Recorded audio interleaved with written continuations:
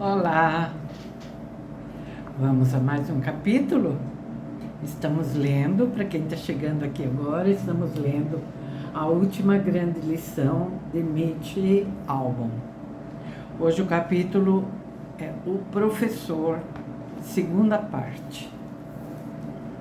O Morrie que eu conheci, o Morrie que tantos outros conheceram, não teria sido a pessoa que foi se não tivesse passado anos trabalhando em um sanatório de doentes mentais em Washington, D.C., que tinha o nome Despistador de Sítio da Castanheira. Esse foi um dos primeiros trabalhos de Morrie depois de conseguir, a duras penas, um mestrado e um doutorado em filosofia pela Universidade de Chicago. Tendo recusado medicina, direito e administração de empresas, decidira que o mundo da pesquisa seria um campo onde poderia trabalhar sem explorar os outros. Recebeu uma bolsa para observar doentes mentais e registrar os tratamentos. Se hoje esse trabalho é corriqueiro, era pioneiro no começo dos anos 1950. Ele viu pacientes que gritavam o dia todo e pacientes que gritavam a noite toda. Pacientes que defecavam na roupa, pacientes que recusavam alimentação e precisavam ser alimentados à força por via endovenosa. Um dos pacientes, uma senhora de meia idade, saía de seu quarto todos os dias e se deitava de bruços no piso de ladrilhos, e assim ficava durante horas, enquanto médicos e enfermeiros andavam em volta. Morrie via isso horrorizado. Tomava notas, o que era especificamente o seu trabalho. Todos os dias ela fazia o mesmo. Saía do quarto de manhã, deitava-se no piso e lá ficava, até anoitecer. Não falava com ninguém e ninguém lhe dava atenção. Isso mexia com Morrie, que passou a sentar-se no piso ao lado dela e até deitar-se também, tentando puxá-la para fora do seu tormento. Com o tempo, conseguiu que ela se sentasse e, às vezes, também que voltasse para o quarto. Descobriu que o que ela mais queria era o que a maioria das pessoas quer, que alguém a notasse. Morrie trabalhou 5 anos no Sítio da Castanheira. Apesar de não ser um comportamento bem visto pela direção, ele confraternizava com alguns doentes. Entre esses, uma senhora que brincava com ele, dizendo que tivera muita sorte em ir parar ali, porque meu marido é rico e pode pagar. Já pensou se eu tivesse que ir para um manicômio barato? Outra senhora, que cuspia em todo mundo, apegou-se a Morrie e o chamava de amigo. Conversavam diariamente e os médicos e atendentes ficaram animados por ver que alguém havia se aproximado dela. Um dia, ela fugiu e pediram a Morrie que ajudasse a equipe a trazê-la de volta. Localizaram-na numa loja perto, escondida nos fundos. Quando Morrie entrou, ela olhou com raiva e disse: "Quer dizer que você é um deles?" "Um de quem?" "Dos meus carcereiros."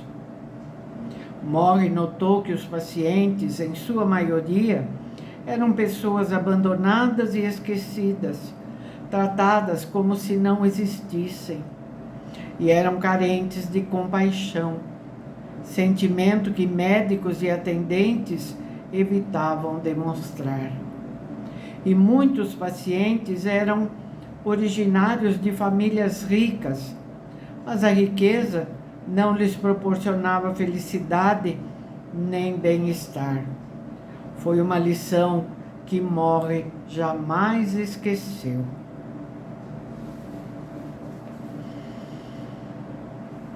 Eu costumava brincar com Morrie, dizendo que ele ficara empacado nos anos 1960.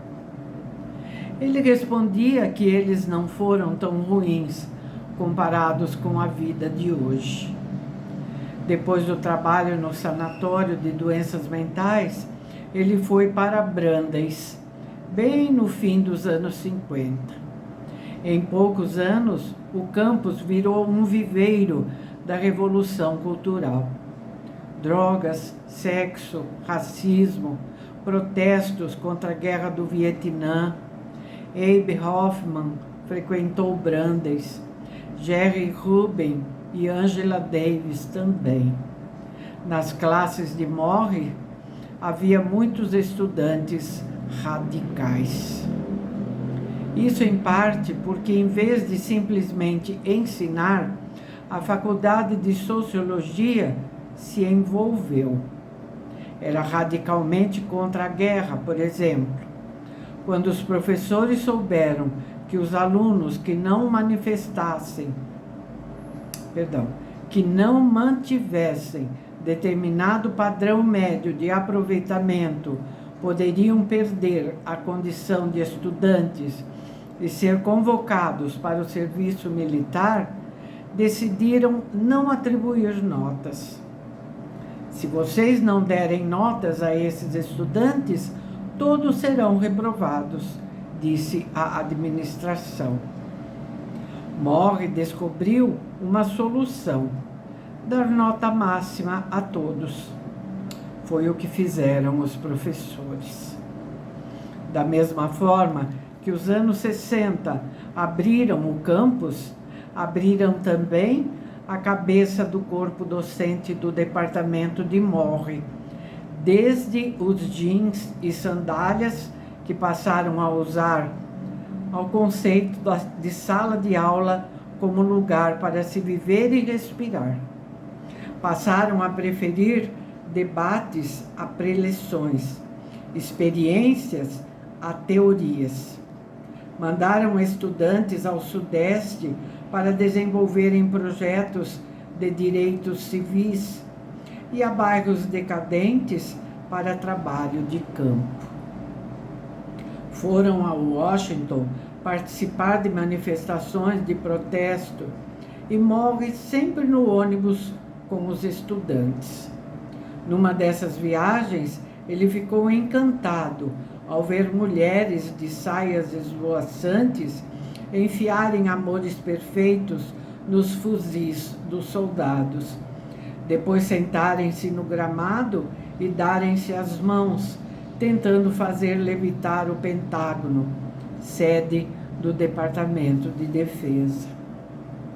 Não conseguiram levantar o edifício, disse ele depois, mas valeu a tentativa. Uma vez, um grupo de estudantes negros ocupou o Ford Hall, no campus da Brandeis, e estenderam nele uma faixa com as palavras Universidade Malcolm versus Ford Hall. Tinha laboratórios de química,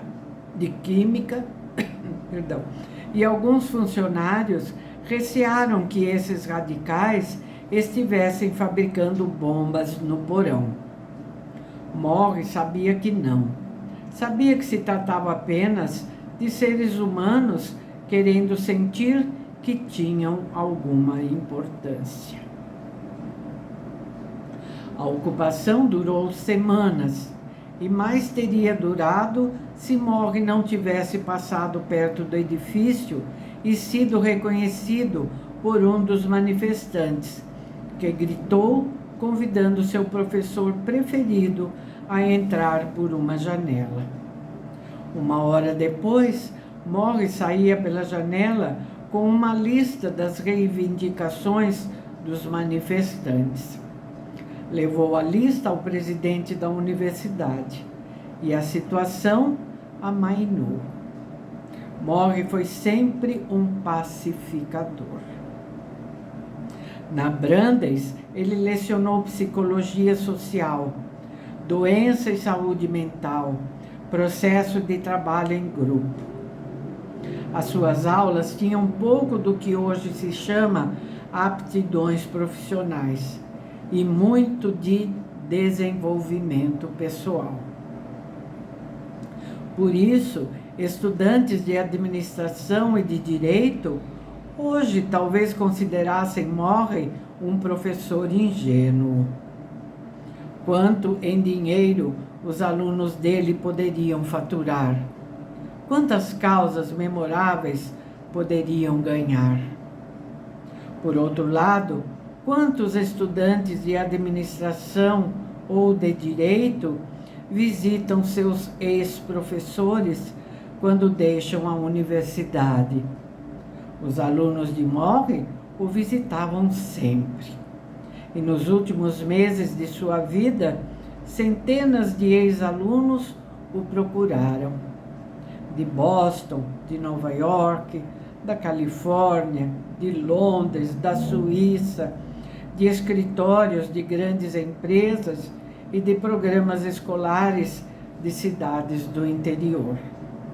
Viajavam centenas de quilômetros para vê-lo, receber dele uma palavra, um sorriso. Todos diziam que nunca tiveram outro professor como ele.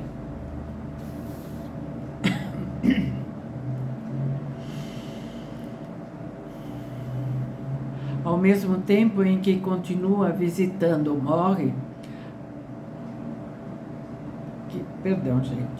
ao mesmo tempo em que continuo visitando Morrie, passei a ler sobre morte e como a hora final é encarada em diferentes culturas.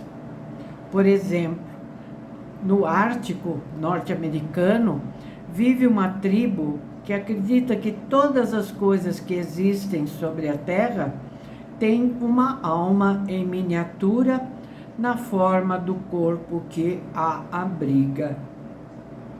Um veado tem um minúsculo veadinho dentro e o homem tem um homenzinho dentro de si.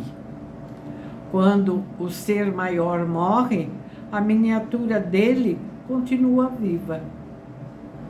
Essa alminha pode se imiscuir em alguma coisa que esteja nascendo ali perto, ou ir para um período temporário de descanso no céu, no ventre de um espírito feminino grande, e fica esperando até que a lua a mande de volta à terra.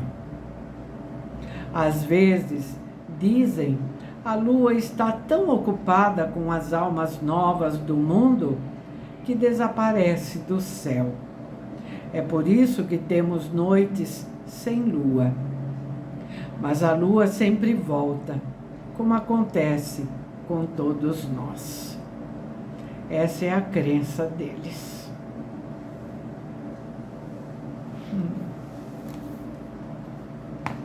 Que bonito. Né? Gostei dessa pesquisa que ele fez, legal. Muito bem, gente. Que professor maravilhoso ele deve ter sido mesmo, né? Para ter todo esse retorno dos alunos, né? Tem professores que marcam a vida de seus alunos. Acho que todos nós temos aquele, né, que a gente não esquece nunca. É isso. Comenta aí para mim se você tem um professor inesquecível. Vou gostar de saber, tá? Não esquece de deixar seu like, tá bom? Agradeço muito, tá? Então tá. Muito obrigada, viu? Por estarem aqui comigo. Agradeço muito, muito, muito. Tchau, até o próximo vídeo.